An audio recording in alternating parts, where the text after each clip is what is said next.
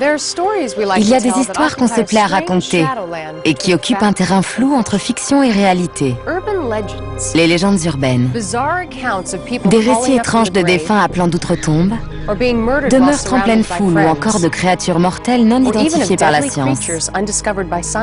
Y a-t-il dans ces récits une part de vérité ou ne sont-ils que des contes populaires? Je suis Natasha Henstridge et je vous invite à venir explorer avec moi la vérité qui se cache derrière les légendes urbaines.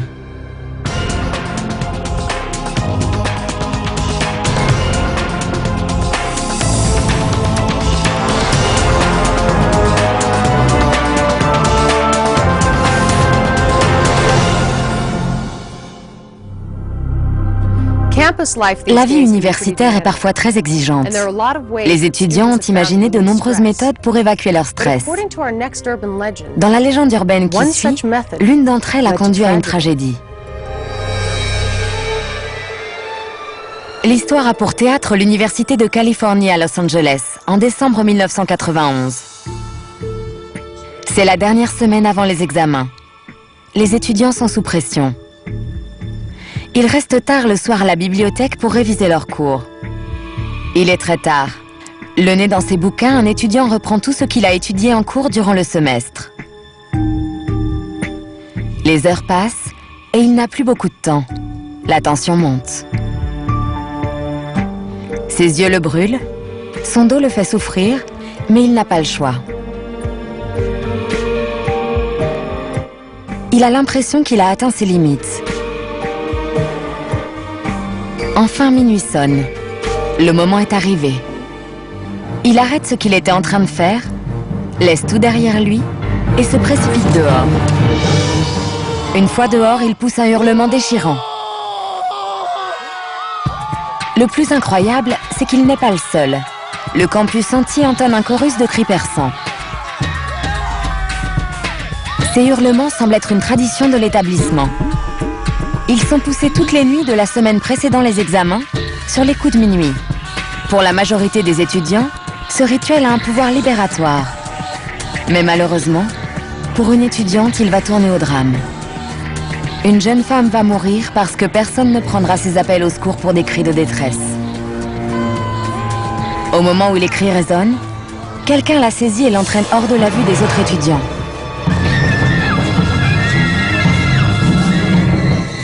Son assaillant la jette à terre. Elle s'époumonne pour obtenir de l'aide, mais sa voix se perd au milieu des hurlements de ses camarades. En plein campus, alors qu'elle n'est qu'à quelques mètres des autres étudiants, personne ne distingue ses cris. Conséquence, elle est assassinée et son meurtrier court toujours. Après cette tragédie, tout étudiant prêt à crier durant la semaine précédant les examens à UCLA sera renvoyé. Selon la légende, en tout cas. Mais cette tradition existe-t-elle vraiment? A-t-elle jamais eu pour conséquence l'agression mortelle d'une étudiante innocente?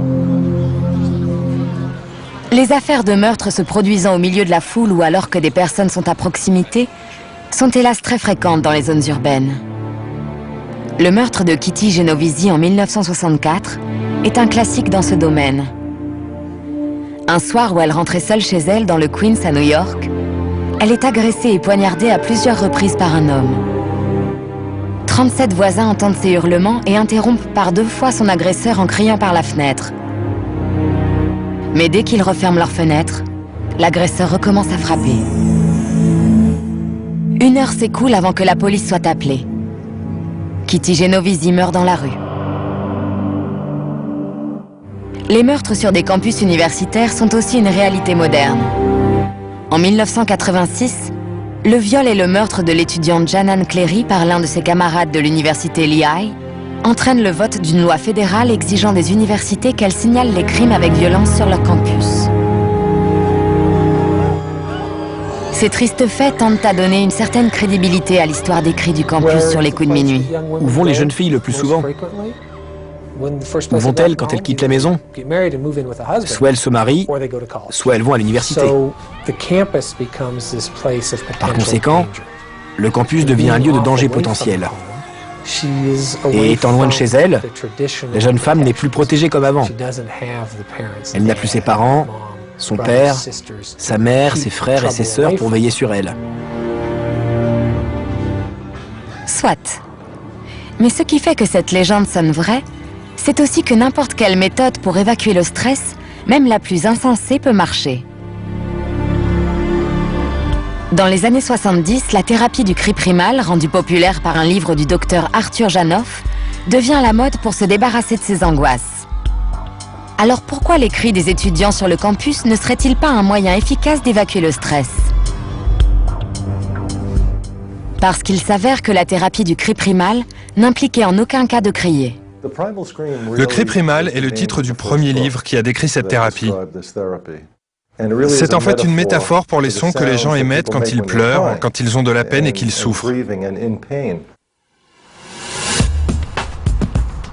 Alors si les campus sont plus sûrs qu'on ne le croit, et que crier pour libérer son stress est aussi efficace comme méthode que de porter une bague d'humeur, on peut penser que cette histoire n'est que pure fiction. Pourtant, selon d'anciens étudiants fréquentant UCLA en 1991, année où les faits se seraient produits, le rituel des cris de minuit était bien réel. Les cris du campus à UCLA étaient une tradition très amusante. En tout cas, c'est ce que j'ai pensé quand je suis arrivée. La semaine avant les examens, on l'appelait la semaine morte. Tous les soirs à minuit, les étudiants allaient à la fenêtre et criaient de tout leur sou. On interrompait tout ce qu'on faisait. On attendait ça à chaque fois avec impatience. C'était très convivial et ça libérait toute la pression, l'anxiété qu'on avait à l'intérieur. Donc le rituel, lui, existait bien. Mais qu'en est-il de l'agression d'une étudiante? Je crois me souvenir d'avoir entendu dire que ça avait eu lieu bien avant, peut-être dans les années 1980, mais pas à mon époque en tout cas, pas en 1991. Mais ça ne s'est jamais produit. Et selon les policiers qui patrouillent sur le campus de l'Université de Californie, la réalité est très éloignée des stéréotypes qui font si peur aux parents. Les principaux crimes qu'on a sont plutôt liés au vol. Vol de vélo, de livres, de portefeuilles, de véhicules.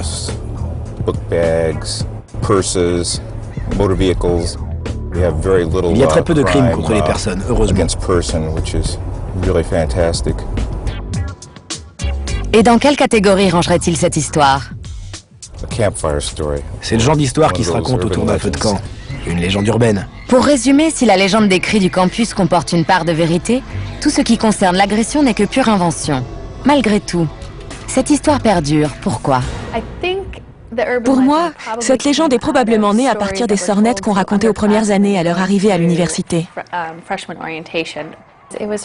C'était amusant de leur raconter des histoires et de voir jusqu'à quel point ils étaient crédules. Mais en décembre 1999, la légende urbaine revient sur le devant de la scène lorsque le rituel des cris de minuit dégénère. En plein rassemblement vers minuit, quelqu'un met le feu à un canapé dans la rue. Et lorsque les pompiers interviennent, ils sont bombardés de pierres, de bouteilles et d'œufs. Heureusement, personne n'est grièvement blessé. Cela étant, cet incident jette une ombre sur la tradition des cris de minuit et renforce la légende urbaine. Même si officiellement l'université désapprouve cette tradition, officieusement, celle-ci continue d'être perpétuée.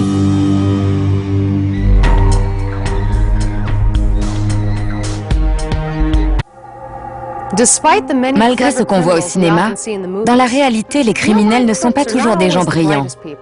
Mais ils sont rarement aussi stupides que dans l'histoire qui va suivre. La police a arrêté un cambrioleur de bas étage soupçonné de vol à main armée dans un magasin de vin et de spiritueux à Bucks County, en Pennsylvanie. Les policiers ont bien l'intention de le faire passer aux aveux.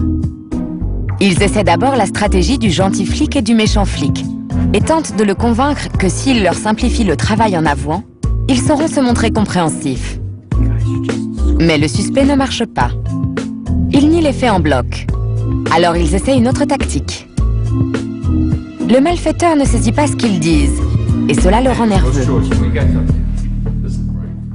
Sorti de la salle d'interrogatoire, l'un des deux policiers se plaint à un collègue que le suspect ne veut pas avouer, malgré sa culpabilité évidente. On a un problème. On a un suspect, on sait que c'est lui, mais ce type est un idiot. Il veut pas se mettre à table. Faut qu'on le pousse à avouer. Faites-le passer au détecteur de mensonges. On a un détecteur de mensonges? Non. Un collègue suggère alors de piéger le suspect grâce à un peu d'imagination. Tu plaisantes.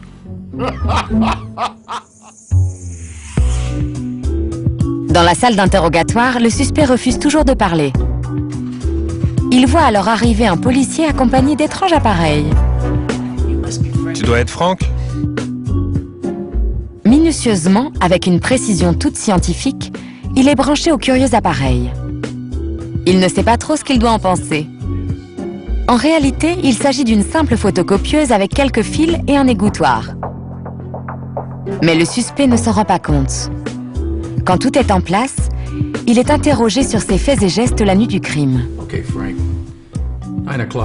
Alors Frank, à 9h vendredi, t'étais au magasin, hein? Non, j'y étais pas. Il campe sur sa position. Mais le détecteur de mensonges dit le contraire. Il ment. On lui repose la question et il ment à nouveau.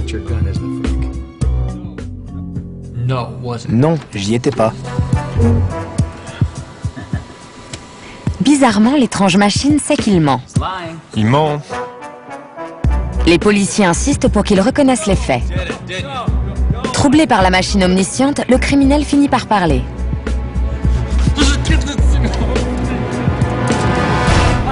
D'accord, c'était moi. Faites-moi sortir de là et je signerai. Il avoue, piégé bêtement par les policiers. Cette histoire a été relayée pour la première fois par le Philadelphia Inquirer, en juin 1977. Des versions plus récentes la situent dans la ville de Radnor, en Pennsylvanie. Bien sûr, qu'elle soit dans le journal ne signifie